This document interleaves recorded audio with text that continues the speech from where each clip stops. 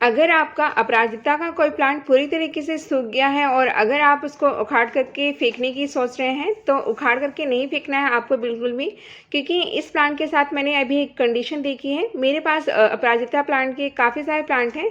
तो एक प्लांट मेरा पूरी तरीके से सूख गया था, बट अभी मैंने कुछ दिनों पहले देखा है कि उसमें ग्रोथ चालू हो गई है। तो वो ग्रोथ कैसे चालू हुई है और कहाँ से चालू हुई है, वो हम इस वीडियो में डिस्कस करेंगे। उससे पहले चलिए हम जान लेते हैं अपराजिता प्लांट के बारे में। तो अपराजिता एक समर ग्रोइंग प्लांट है, यानी कि इस समर में इसमें ग्रोथ होती है और विंटर में ये डोमेंट हो जाता है। विंटर में इसमें ग्रोथ होनी बंद हो जाती है और ये विंटर में अपनी लगभग सारी पत्तियां गिरा देता है। तो इस तरीके से ये एक फ्लोरिंग प्लांट है जिसे काफ़ी शुभ माना गया है। और कलर वैरायटी की बात करें तो इसमें आपको काफ़ी सारे कलर्स देखने को मिल जाएंगे। जैसे आपके सामने देखिए, यहाँ पे लाइट पिंक है, इसमें वाइट भी आता है, ब्लू भी आता है, कुछ पर्पल कलर होता है, लाइट पर्पल। इस तरीके से आपको काफ़ी सारे कलर्स देखने को मिल जाएंगे, जो कि आगे मैं अभी आपको इस वीडियो में दिखाने वाली हूँ। एंड प्राइस की बात करें तो नर्सरी पर आपको ये प्लांट 30-40 रुपये में मिल जाएगा। 30-40 रुपये में आपको सिर्फ इसका छोटा प्लांट मिलेगा। और अगर आप इसका बड़ा प्लांट लेना चाहेंगे तो उसका जो प्राइस होगा वो थोड़ा ज़्यादा होगा, क्योंकि जो प्लांट का प्राइस होता है वो उसके साइज़ के हिसाब से अलग अलग होता है। यहाँ पे देखिए आपके सामने वाइट कलर है, इसका देख सकते हैं वाइट कलर कितना खूबसूरत लगता है। एंड अगर प्रोपगेशन की बात करें कि हम इसको कैसे उगा सकते हैं, तो इसको हम कटिंग से और सीड से दोनों से उगा सकते हैं।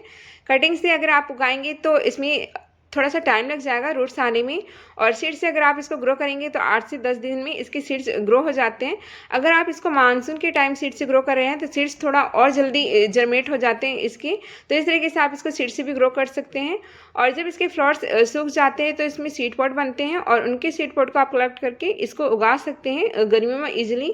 तो एक ही सीड पॉट में आपको 5 से 6 सीड देखने को मिल जाएंगे। और आपके सामने देखिए ये कुछ पर्पल कलर है, देख सकते हैं कितना खूबसूरत लगता है। इसमें सिंगल पेटल भी आते हैं और मल्टीपल पेटल भी आते हैं इस तरीके से। तो चलिए अब हम बात करेंगे कि कैसे अगर हमारा कोई प्लांट सूख गया तो हमें उखाड़ करके क्यों नहीं फेंकना है। तो मैं भी अभी अपने उस प्लांट को उखाड़ के फेंकने वाली थी, बट मन में कुछ आया कि चलो छोड़ देते हैं और देखते हैं कि इसके साथ क्या होता है। तो वो प्लांट मेरा खराब होने के बावजूद भी बच गया है। क्यों बचा है और कैसे मैंने इसको बचाया है, चलिए देखते हैं आगे। तो यहाँ मैं आपको अपने अपराजिता के 2 प्लांट शेयर कर रही हूँ। इन दोनों की ही प्रूनिंग यानी कि कटाई छटाई मैंने फरवरी के लास्ट में करी थी। और देखिए इस वाले अपराजिता के प्लांट में काफ़ी अच्छी ग्रोथ हो रही है। मार्च में इसमें ग्रोथ होनी चालू हो गई थी और देखिए इसमें फ्लावर भी मार्च के लास्ट में बनने चालू हो गए थे और अप्रैल में जाके इसमें काफ़ी अच्छे फ्लावर आने लग गए हैं। और देखिए इस तरीके से फ्लावर्स ये सूख गए हैं, तो इसको आपको हटा देना चाहिए। और ये दूसरा प्लांट है जिसमें मार्च में कोई ग्रोथ नहीं चालू हुई है और अप्रैल की स्टार्टिंग तक भी इसमें कोई ग्रोथ नहीं थी। ये प्लांट पूरी तरीके से सूख गया था। उसके बाद मैंने 5-6 अप्रैल में इसमें देखा कि नीचे से हल्की सी हरी हरी इसमें ग्रोथ चालू होती हुई दिखाई दी। तो क्यों नहीं आपको ये प्लांट उखाड़ के फेंकना है, क्योंकि आप देख सकते हैं कि 2 महीने तक इसमें प्रूनिंग के बाद कोई ग्रोथ नहीं हुई, उसके बाद इसमें अपने आप एकदम से ग्रोथ चालू हो गई। तो वो ग्रोथ कहाँ से चालू हुई है वो आगे मैं आपको बताने जा रही हूँ। इस तरीके से हमारे जितने भी समर ग्रोइंग प्लांट होते हैं हमें फरवरी मार्च तक उनकी प्रूनिंग कर देनी होती है, ताकि उनमें अच्छी ग्रोथ हो और वो पूरी समर अच्छी ब्लूमिंग कर सके। तो ये वाला जो प्लांट था इसने अच्छी ग्रोथ करी, यानी कि मार्च में ही इसमें ग्रोथ होने लग गई। प्रूनिंग के 15-20 दिन के अंदर प्लांट में ग्रोथ होने लग जाती है, अगर आपने उसको फर्टिलाइज भी दे दिया है यानी कि फर्टिलाइजर डाल दिया है उसमें, तो इसमें ग्रोथ होने लग गई थी। तो इसलिए इस वाले अपराजिता प्लांट को मैंने फुल सनलाइट में ही रहने दिया, क्योंकि इसमें ग्रोथ चालू हो गई थी। तो इसके खराब होने का डर नहीं था, क्योंकि एक बार ग्रोथ फरवरी में अगर स्टार्ट हो जाती है तो अच्छा ग्रोथ करने लगता है, क्योंकि उसके बाद धीरे धीरे सनलाइट तेज होने लगती है। अगर हमारा प्लांट जितनी लेट ग्रोथ स्टार्ट करता है उतनी ही लेट उसमें ब्लूमिंग होती है। वहीं ये दूसरा प्लांट जिसमें प्रूनिंग के बाद यानी कि कटाई छटाई करने के 1.5 महीने बाद भी मुझे कोई ग्रोथ नहीं दिखाई दी, तो मुझे लगा कि ये प्लांट पूरा सूख गया होगा। तो मैंने जब इसको ऊपर से टच करके देखा तो इसकी स्टेम जो है ना ऊपर से भी सूख गई थी और नीचे से भी सूख गई थी।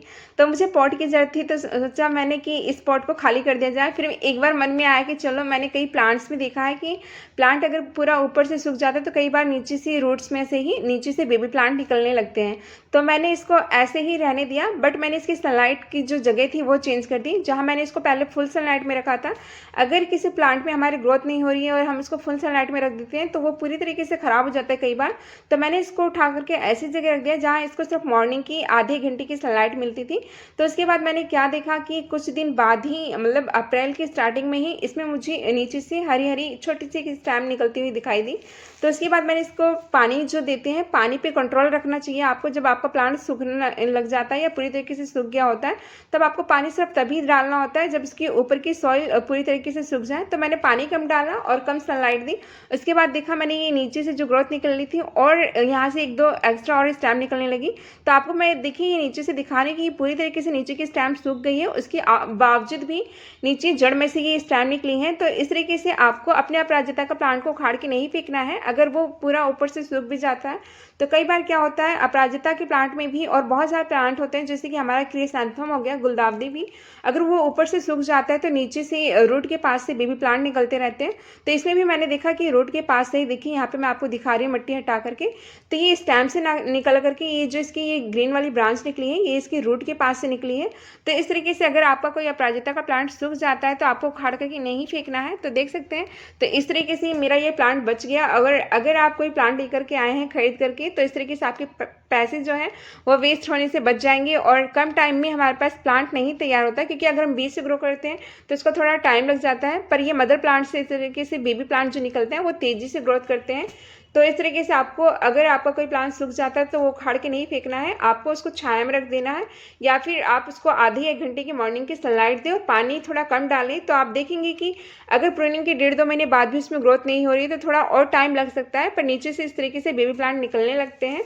तो इस तरीके से मेरा यह प्लांट बच गया है, तो मैंने सोचा कि आपसे शेयर कर दिया जाए। तो आई होप आपको ये वीडियो पसंद आई होगी। तो चलिए मिलते हैं नेक्स्ट वीडियो में।